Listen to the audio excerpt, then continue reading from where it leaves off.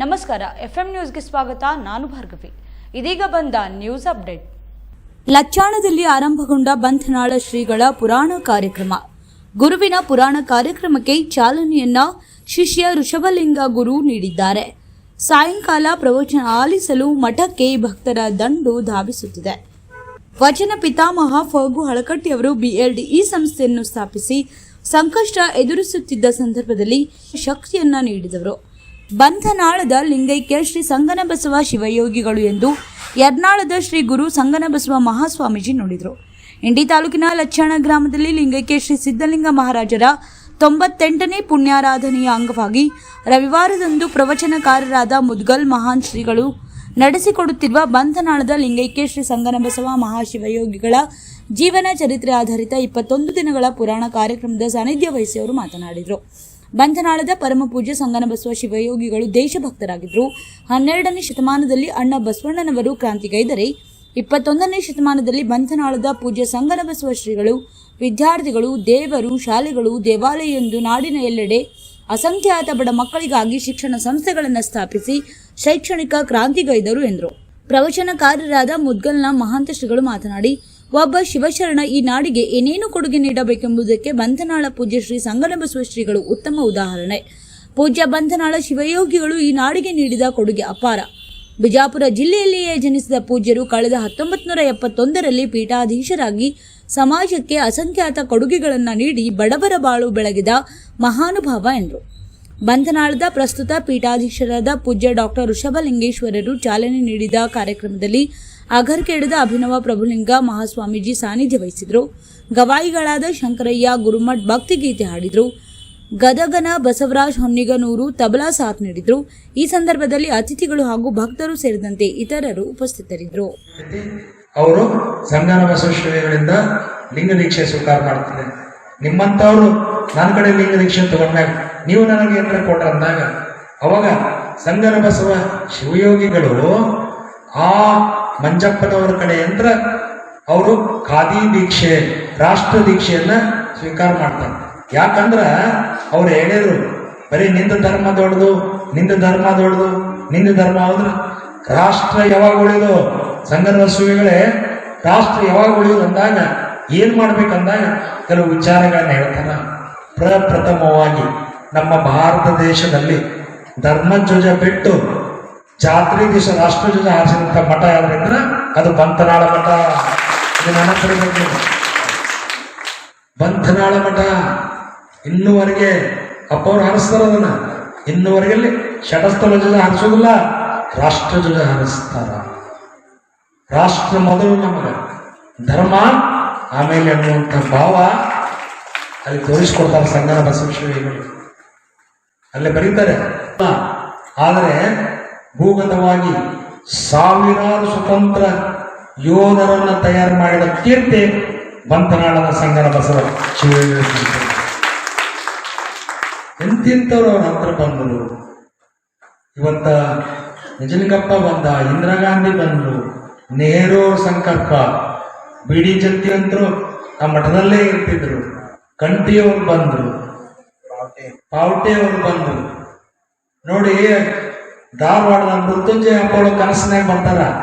ಯಾರು? ಕುಮಾರಸ್ವಾಮಿಗಳು, ಹಾಂಗಲ್ ಕುಮಾರಸ್ವಾಮಿಗಳು.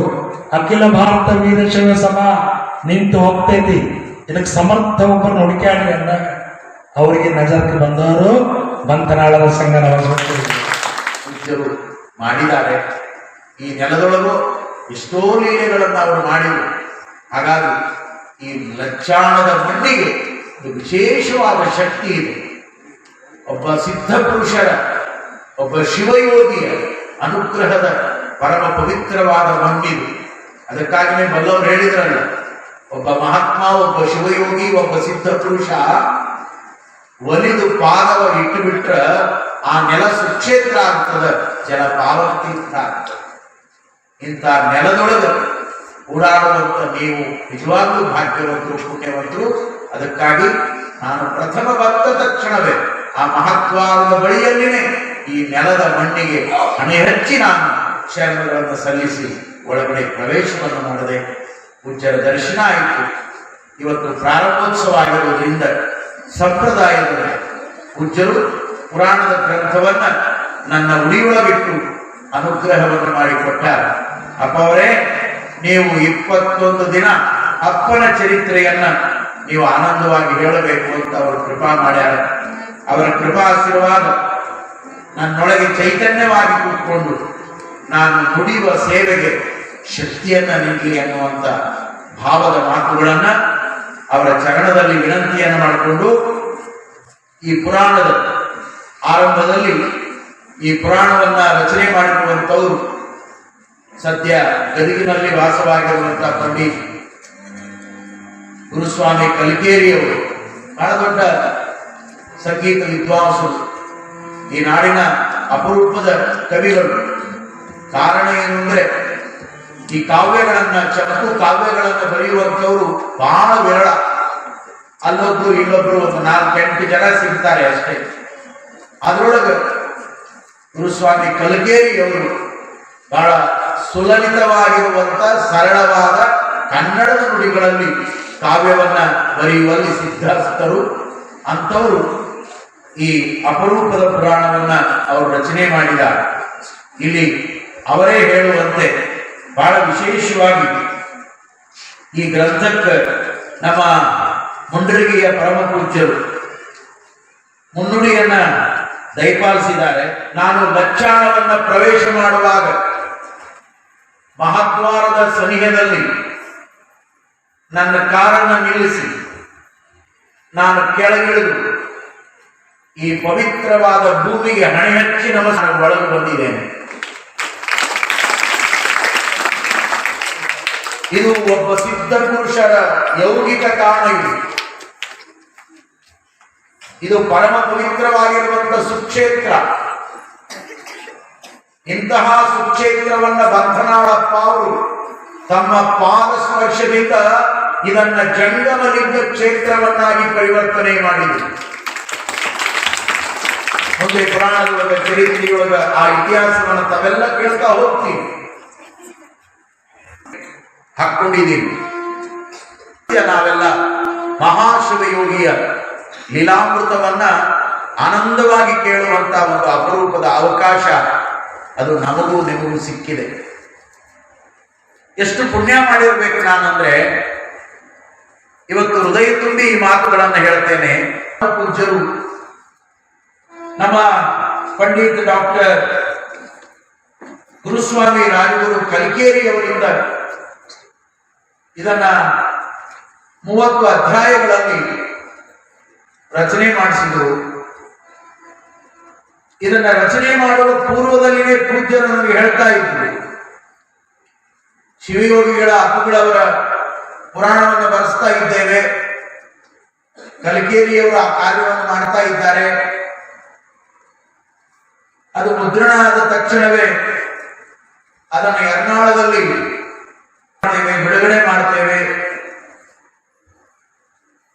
ಇದನ್ನೆಲ್ಲ ಹೇಳ್ತಾನೆ ಇದ್ರು ಅಪ್ಪ ಅವರು. ಯೋಗ ನಿಜವಾಗ್ಲೂ ನನಗೆ ಈ ವಿಷಯದಲ್ಲಿ ಬಹಳ ದೊಡ್ಡ ಧನ್ಯತೆ ಇದೆ. ಈ ಗ್ರಂಥವನ್ನು ಬಿಡುಗಡೆ ಮಾಡುವಾಗ ವಿಜಯಪುರದ ಜ್ಞಾನ ಯೋಗಾಶ್ರಮದ ಪರಮ ಪೂಜ್ಯ ಬಯಲು ಮೂರ್ತಿ ಸಿದ್ದೇಶ್ವರ ಅಪ್ಪಗಳವರು, ಬುದ್ಧಿಜಿಯವರು ಈ ಗ್ರಂಥಗಳ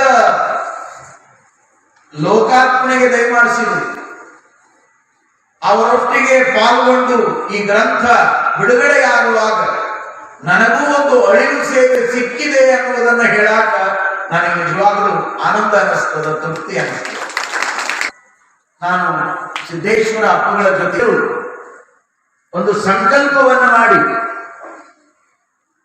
ನಮಗೊಂದು ಮಾತನ್ನ ಹೇಳಿದ್ದು, ಇದೇನು ಬಿಡುಗಡೆ ಆಗಿದೆ ಅದು ಮಸೂತಿಯೊಳಗೆ ಮಾಡಬೇಕಾಗಿದೆ, ಅದು ತಮ್ಮ ಮೂಲಕವೇ ಅಲ್ಲಿ ನಡೀಬೇಕು ಅಂತ ಅಪ್ಪ ಅವರು ಸಂಕಲ್ಪ ಮಾಡಿದ್ರು. ತಾಣವಾಗಿರುವಂತ ಇದು ಲಕ್ಷಾಣದ ಮೂಲಕ ಆರಂಭ ಆಗಬೇಕು ಅನ್ನುವಂಥ ಯೋಗ ಬಂತಲ್ಲ. ಮಹಂತರು ಬಂದು 21 ದಿನ ಈ ಶಿವಯೋಗಿಯ ಪುರಾಣವನ್ನು ಹೇಳುವಂತ ಒಂದು ಅಪರೂಪದ ಭಾಗ್ಯ. ಇನ್ನೂ ಅಚ್ಚರಿಯ ಮಾತನ್ನು ಒಂದು 15 ದಿನ ನಮ್ಮ ವಿಜಯಪುರದ ವಿದ್ಯಾಸಂಸ್ಥೆಯ ಪ್ರಾಂಗಣದಲ್ಲಿ ಬಂಥನಾಳಪ್ಪ ಅವರ ಇದಕ್ಕೊಂದು ವಿಶೇಷವಾಗಿರುವಂತ ಪ್ರಸಂಗವನ್ನ ರೂಪವನ್ನ ತಂದುಕೊಂಡು ಮಾಡೋಣ್ರಿ ಅಪ್ಪ ಅವರೇ, ಈಗ ಅವಸರದಲ್ಲಿ ಆಗಬೇಕು ಅನ್ನುವಂತ ಮಾತು ಹೇಳಿದ್ರು. ನೋಡಿ, ಈ ಎರಡರ ಮಧ್ಯದೊಳಗೆ ನಾನು ಬಯಸದಂತೆ ಒಂದದ್ದು ಲಿಂಗ ಭೋಗ. ಪೂಜ್ಯ ಅಪ್ಪ ಅವರು ನನ್ನ ಮೊಬೈಲ್ ನಂಬರ್ ಅನ್ನು ಕನೆಕ್ಟ್